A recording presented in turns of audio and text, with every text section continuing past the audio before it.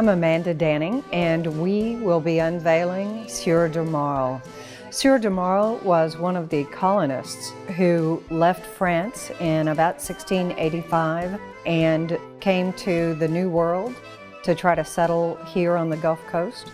During an effort to try to get help for the struggling colony, he traveled northeast until he got to about Texarkana, where he died. The account around his death is, well, it's been questioned.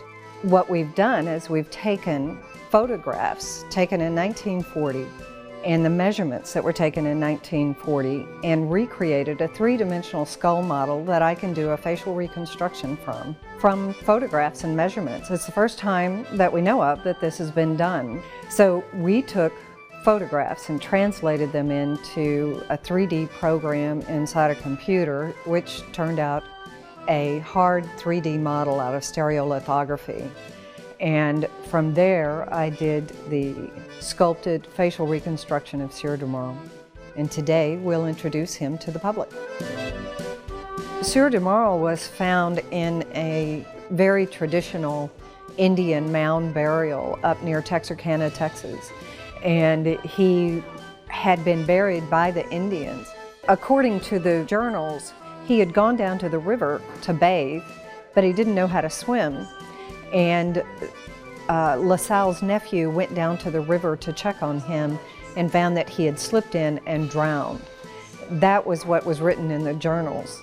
The issue comes in 1932 when they dig up the remains. They find the remains of a European, determine that he was French, and there were also 2 French musket balls approximately where his abdomen was. So it raises a question why he might have drowned. Was it slipping, or was it slipping after he got shot? There was a lot of tension on the trip between La Salle's brother, La Salle's nephew, and Sieur de Marle and some of the others. So of course there was a lot of tension. La Salle ultimately was murdered, and Sieur de Marle actually had a hand in that. So the thought is possibly the nephew of La Salle took revenge on Sieur de Marle for having a hand in helping kill La Salle. You know, the particular challenges on this, because working from 2D, and you know, now we take 91 measurements when we do measurements of the skull. In that day and time, it was less than 40. And this was in 1940, and they took, I think, 37 measurements of the skull. So we have photographs.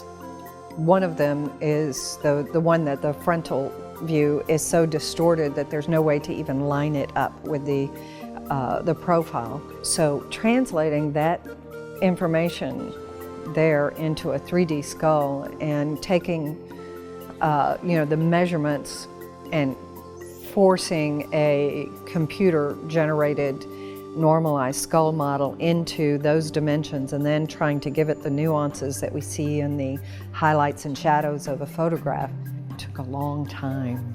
And it's inspired me to do more research in this area, and I think we'll be working on moving this technique farther along in science. So this is a one-of-a-kind, first time to be able to bring historic person from 1687, I believe is when he died, to face with the public when we have nothing, when we no longer have the skull. We don't have the skull anymore. So, and there were no images of him, no drawings. So quite a fun project to be working on the first. He is very local. One of the most important anthropological finds in this area was basically Fort St. Louis, and the marquee was found there. He had been murdered by the Karankawa, thrown out on a field for the scavengers to have their way with, and then when the Spanish came back through, they gave him a Catholic burial. And so that's how these remains were preserved at all, even in the condition that they were in. I don't think I don't think he's very handsome. There is a ruggedness about him that some people seem to like so far, but I think he's a little more Neanderthal-like. He does have a very thin skull frame, the same as very many French do, and the same as the Marquis Sablonnier had, but he's a little coarse. Marquis Sablonnier was landed gentry, and he was a little more refined, not quite as rugged, shall we say. I think even as much as I'm not a big fan of the Sablonnier, I think he's a little better looking than Sieur de Marle.